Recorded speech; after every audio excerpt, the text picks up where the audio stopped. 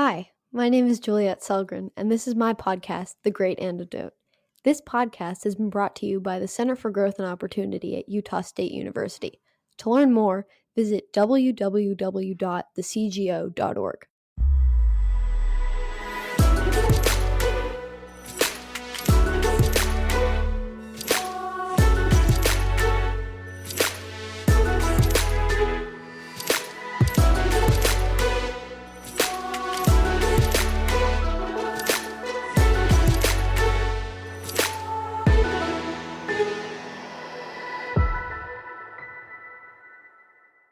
Today I have the great pleasure of talking with Johan Norberg.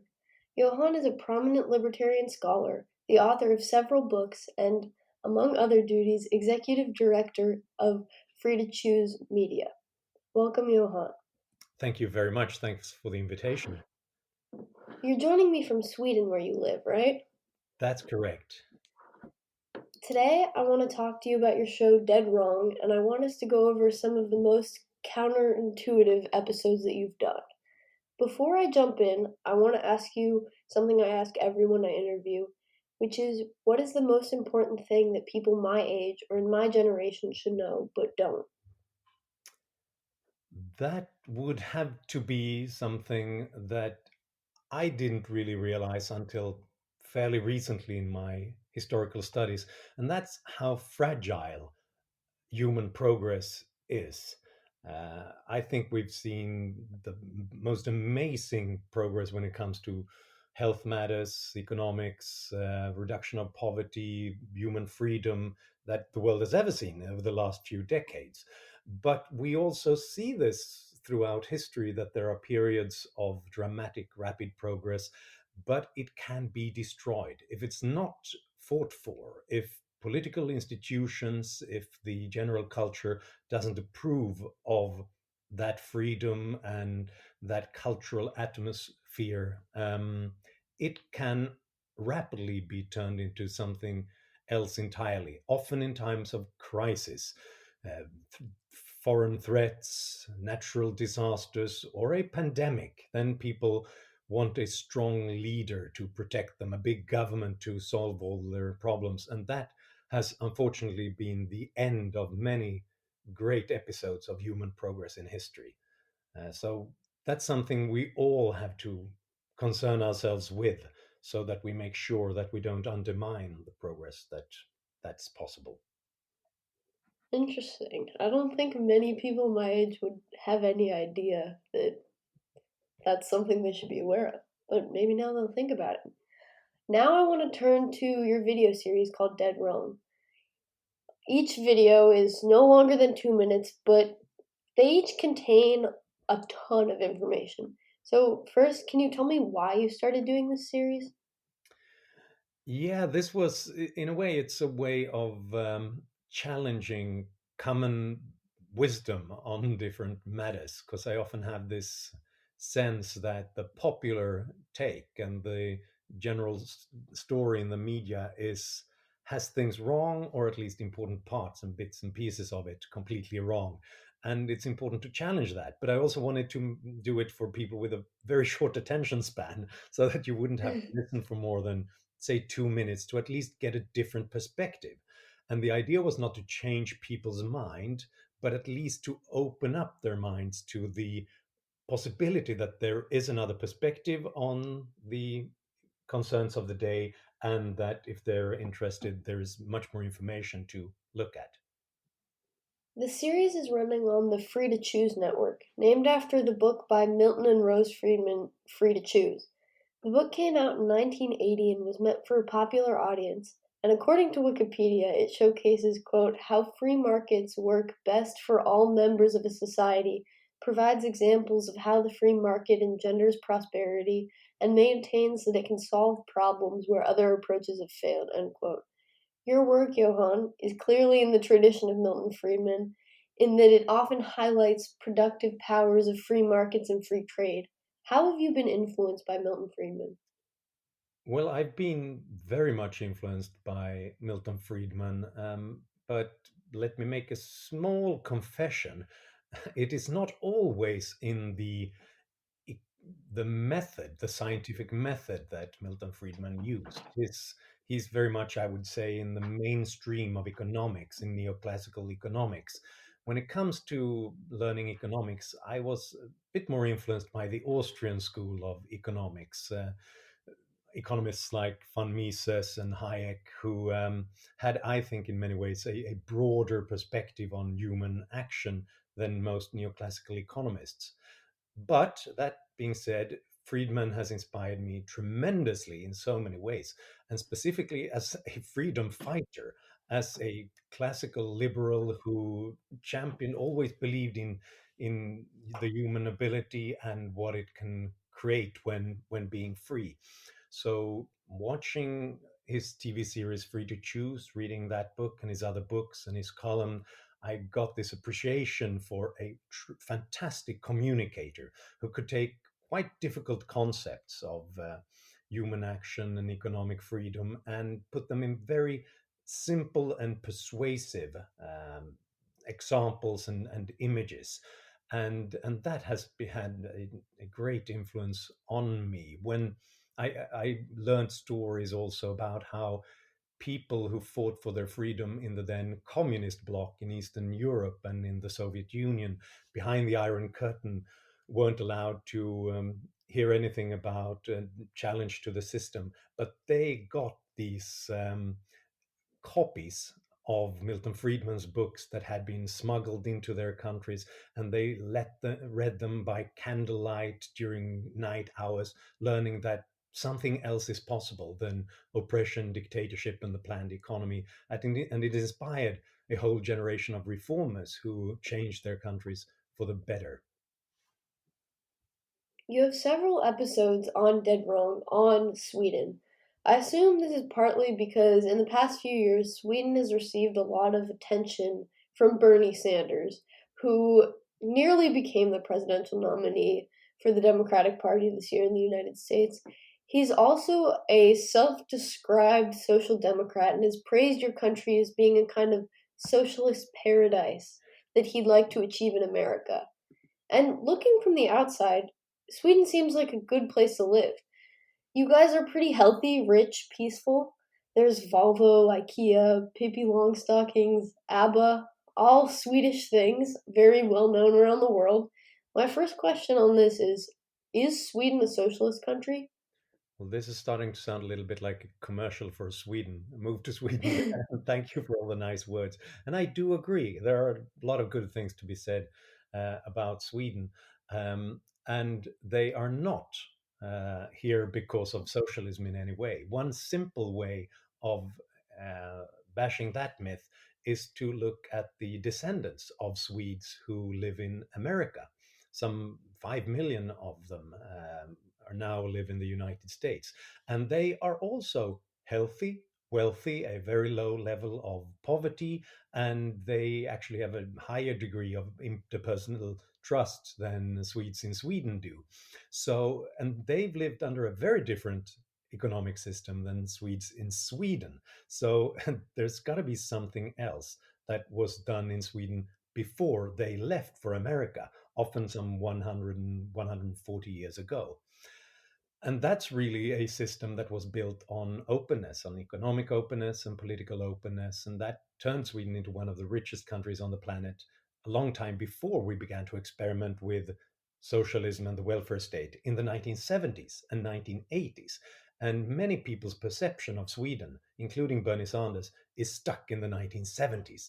That's what you all remember. You remember ABBA and socialism because that's what we did in the 70s. But that was the period, the one period in Swedish modern history actually, where we lagged behind other countries, where we had increased taxes and public spending and regulation, and for 25 years there was no increase in incomes in Sweden. We didn't create a single net job in the Swedish economy. We didn't, and the famous companies that you think of as Swedish, they left Sweden at this time. IKEA moved away, Tetra Pak moved away, Bjorn Borg, our famous tennis player, moved to Monaco, Ingmar Bergman, the great theater and filmmaker, moved to Germany.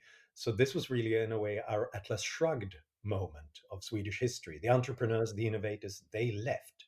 And after that happened, we learned our lesson, and so did Swedish Social Democrats, and began to reform the economy, liberalize it, lower taxes, reduce the size of government, deregulate the economy.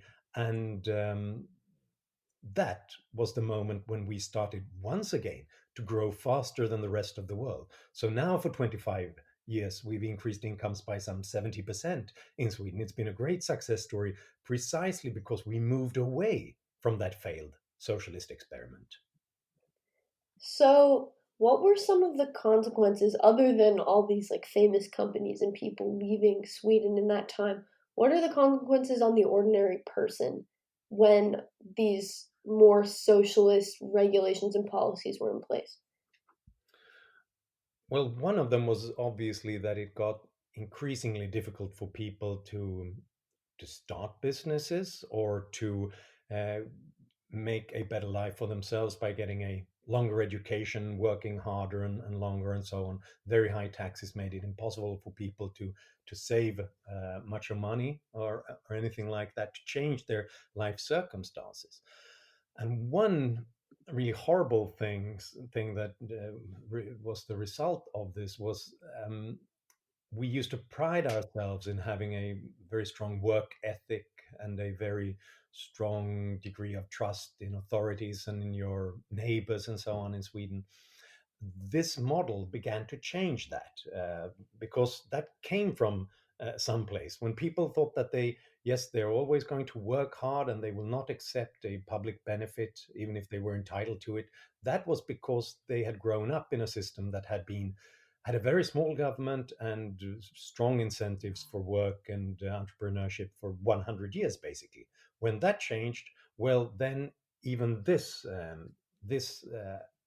changed. And one thing you could see was that the number of people who said in polls that they thought that it was okay, acceptable to lie to get a public benefit increased from less than 5% of Swedes to around half of Swedes during this period. We had a very generous sick leave benefit from the government for a long time. And one result was that the, objectively speaking, perhaps healthiest population on the planet was suddenly off sick from work more than any other population on the planet. And specifically, we were off sick during great sports events. So when we had the sort of international soccer league championships, then suddenly sick leave for men increased by almost 50%. And that tells you that something was wrong. People started to abuse the system, people started to erode all those aspects of morality and behavior that once made Sweden rich. Wow.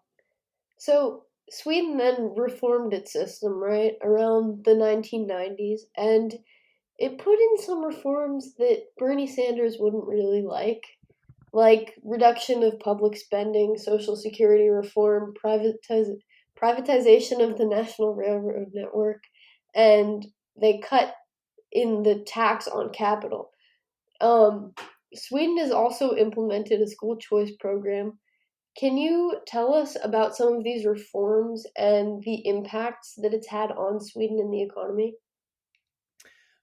Yeah, you're quite right. It was a very intense reform period during the 1990s in Sweden, and partly because the old system failed dramatically. We lagged behind other countries for 20 years in our growth rates. And then it all ended in a terrible financial crisis in the early 1990s.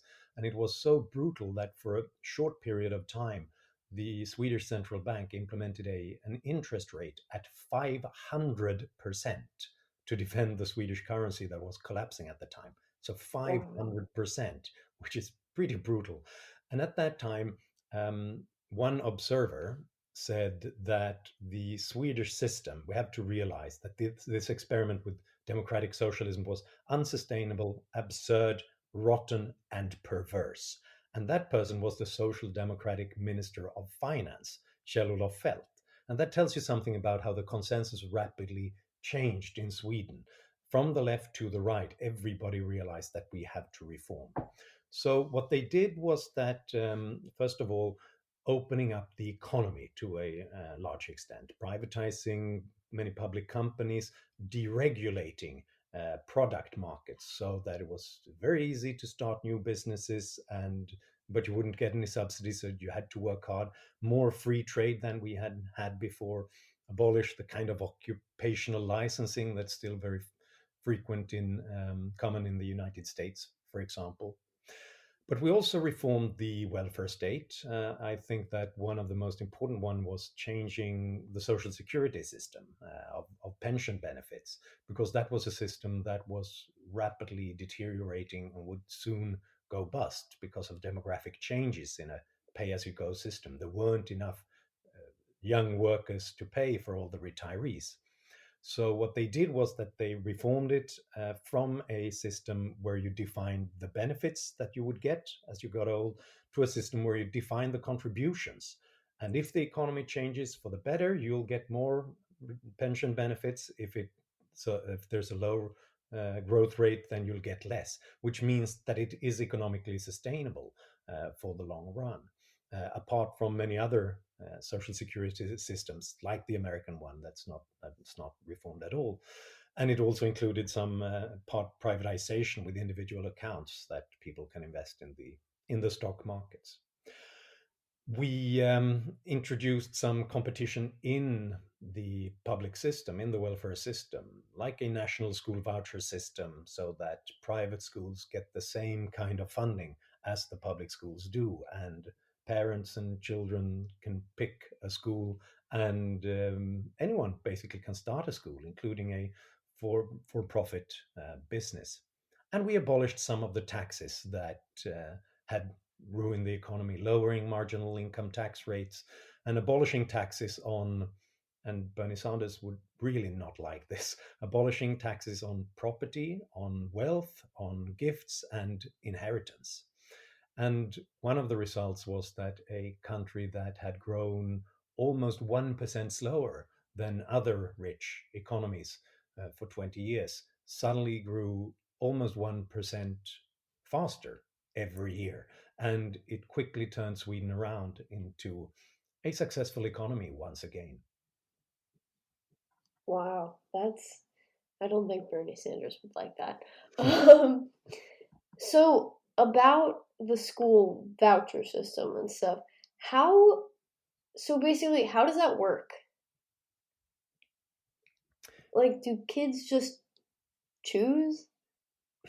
Yes, they just choose. And well, obviously, with their parents involved in that decision. And they can choose any school anywhere in the country. Where they want to go, often obviously close to the home. But it means, for example, that we don't see those perverse effects that we used to have in Sweden once upon a time, and you actually still do in the United States, that property prices close to a good school jump dramatically, so that you'll have kids within the vicinity of that school and you can send them there, even just sort of divided by one road and this demarcation on a map. You belong to a good school, then house prices dramatically higher compared to the other side of that road.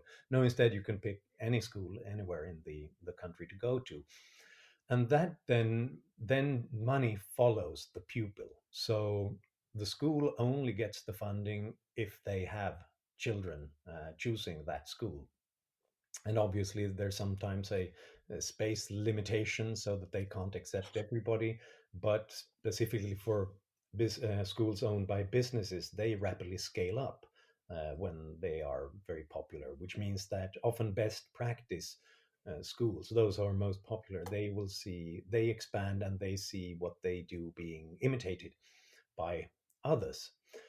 And um, and then other schools are going to have to keep up with it and constantly think about how to attract kids to their school, because otherwise they won't get that funding. Wow, I feel like that's it just seems good. I don't know. You recently had an episode on Dead Wrong called Coronavirus and Globalization. This seems very timely.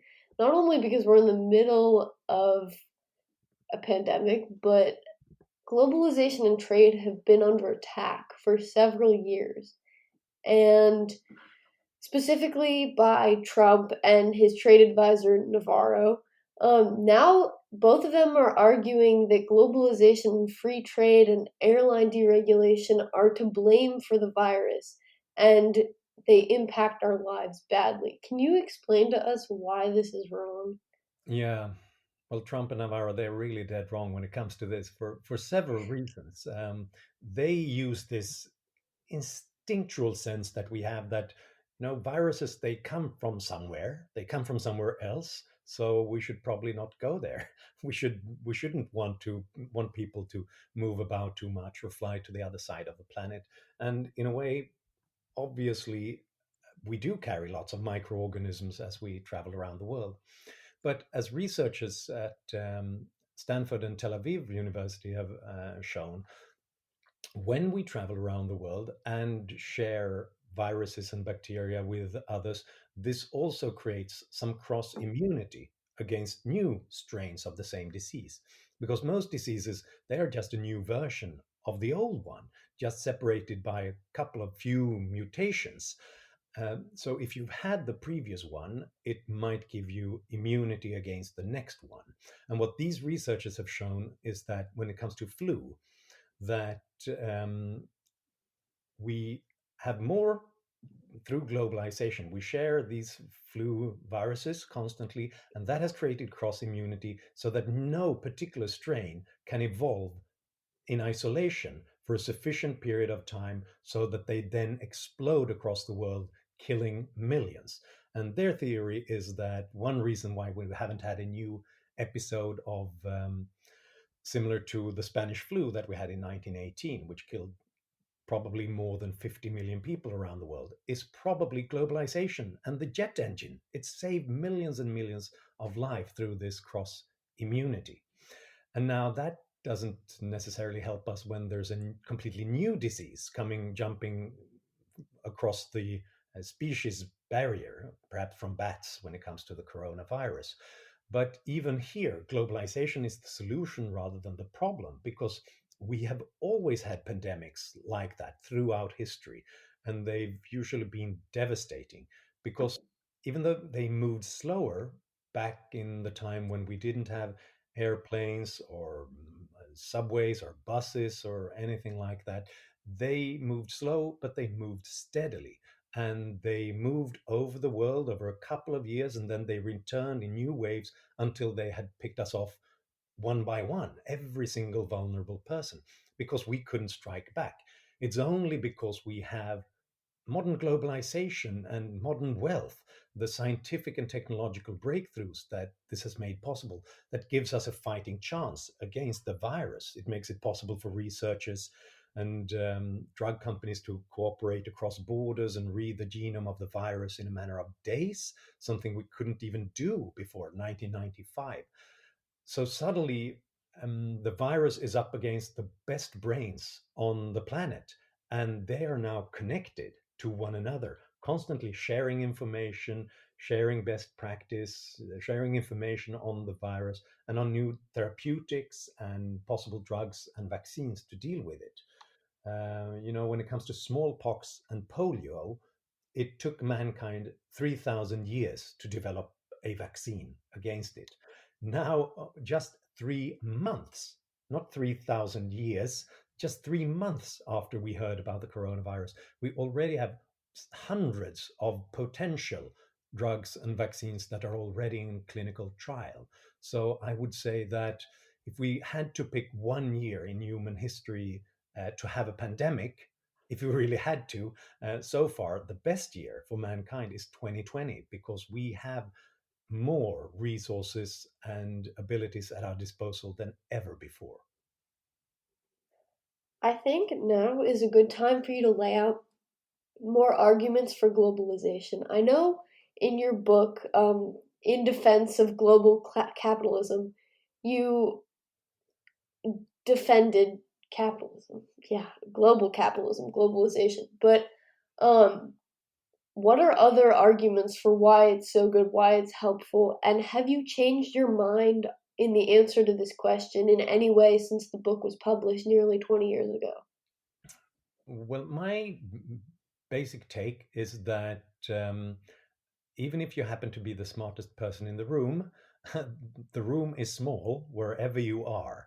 Uh, the more access you have to the brains of other people, their ideas, their knowledge, their scientific understanding, their technological innovations, and the goods and services they produce, the more access you have to that, the better off you are.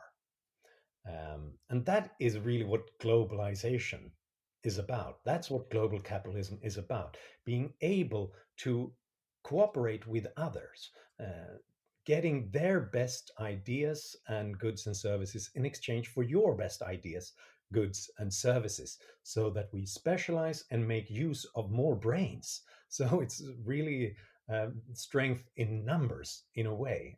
When we the more people who cooperate, the more things we will be able to create. And we see this in just looking at the data on what has happened in the world. We've seen more progress in the last 20 years on the planet than in the 20,000 years before. We've reduced extreme poverty since 1990 from some 37% of the world population to less than 9% of the world population today, which means that every day during these last 25 years, 140,000 people were lifted out of extreme poverty. And that's because they got greater freedom to start businesses, to get an education, to get access to technologies developed in other places, and to trade and exchange across borders. And so become wealthier and feed their kids and put them to school and lead a better life. That's really what globalization and global capitalism is about, being able to create a better life for the next generation. And have I changed my mind about that? I have not. I think that we've seen, when I wrote that book, as you said, it's some 20 years ago. The one thing that I've had to do when I've revised the book for new editions is that I've had to update the statistics, and it's difficult to keep up with it because it has improved so much faster than I thought, than it had when I wrote the book. So the numbers are in constantly how we save lives through global capitalism. Child mortality since 1990 has been halved, which means that 6 million kids would have died this year Wow. had we had the kind of situation that we had in 1990. If we didn't have this kind of distribution of wealth, of technologies, of scientific knowledge across borders, 6 million kids lives saved every year. Wow. Now I want to turn to the topic of organic farming. I remember reading an article not too long ago about how plastic bags were not as bad for the environment as paper or fabric bags. Plastic bags are bad, don't get me wrong. When they're not in landfills, they block storm drains, they contaminate oceans, and can kind of kill marine life and other animals. But paper bags are just as bad, depending on the problem, the environmental problem that you're concerned about. I was kind of shocked because it seems from the arguments of others that plastic is the only bad thing, that paper can't do anything bad. So this is why I was interested in your episode on organic farming as a replacement for traditional farming where there are pesticides and fertilizers. Can you tell us more about that? Yeah, no, that's a really good point, because often when we think about environmental issues and the future of the planet, we tend to have an aesthetic perspective on things. We think that if it looks good, if it's a brown paper bag rather than a plastic artificial one, it should be better somehow. If we have organic farming, it seems so natural. We're not using these artificial pesticides and fertilizers and things like that. So it looks good. So we think it is good. And that's a terrible perspective to have. It's natural why we have it, but it's all wrong because the traditionally the worst threat to human life and our in our environment was nature, because it can throw up horrible consequences. And especially if we pollute it in a natural way through things like not having toilets and indoor plumbing, for example, or for that matter, no natural gas or electricity, so that we had to burn solid fuels indoors, creating pollution that destroys the lungs and kills millions around the world. That kind of natural pollution is often much, much worse than modern technology. So your question about organic farming is that's important because that's one of the things. It looks so natural, it should be good. The problem is that all those unnatural looking artificial fertilizers and pesticides and high yielding crops raise farm production dramatically. And if we discard with them, we need much more land to compensate for this shortfall. So we need to turn more wildlife into, well, under the plow, turn it into farmland to feed all these mouths around the world. And there are many problems with that for biological diversity and for uh, actually, in these pandemic times, we should talk about also how then we get closer to the nature's reservoirs of viruses in particular species like bats and so on. But it's also bad for issues like global warming, because if we need more land to compensate for the shortfall, which organic farming needs, well, then we also have to take new land, up to 5 times more land than we currently rely on, according to one study of England and Wales. If they were to go organic in their farming, it would slash yields by roughly 40%. And then they would have to get organic farmland, up to 5 times more land than they currently rely on in new places. So we would lose grassland. And that's a very important storage of carbon. And that carbon would instead be released into the atmosphere. And this one study that I looked at showed that a total conversion to organic farming in England and Wales would increase overall greenhouse gases from their farms by 21%. So it's not good just because it looks good. Wow. That's very counterintuitive. I feel like people don't question what they're told or what they think, and they don't understand arguments that don't seem they don't directly make sense. You have to think about it a little bit more. I have one more question before we end, and it's about how a year ago you received the Julian Simon Award from the Competitive Enterprise Institute. I watched your acceptance speech, and you talk about how Julian Simon is a personal hero of yours, one who converted you into an optimist. Can you explain to my listeners who may not know who he is why you admire him so much? Yeah, I'm glad you asked that question because, yes, I used to be a pessimist for many reasons. I didn't think that we would be able to create a decent future for mankind, partly because I saw this environmental destruction going on around the world.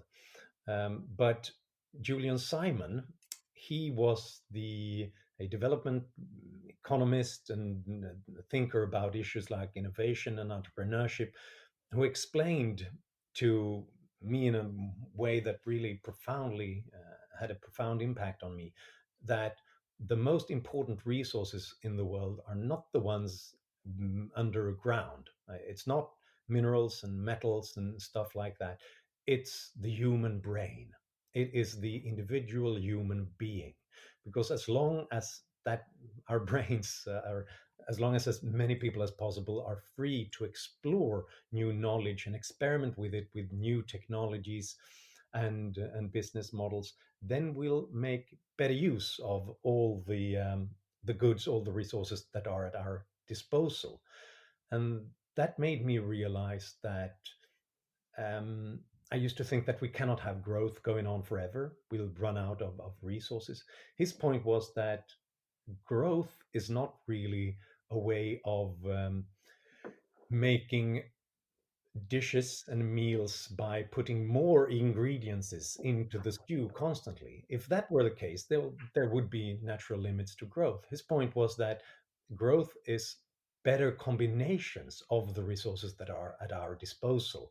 And often that means that we don't have to use as many resources as we did before, but it'll create more of it, and it'll hopefully be better, cheaper, more healthy for us. And that's indeed what we've seen around the world since, that we've created more wealth than ever before in the last few decades, reduced poverty more than ever.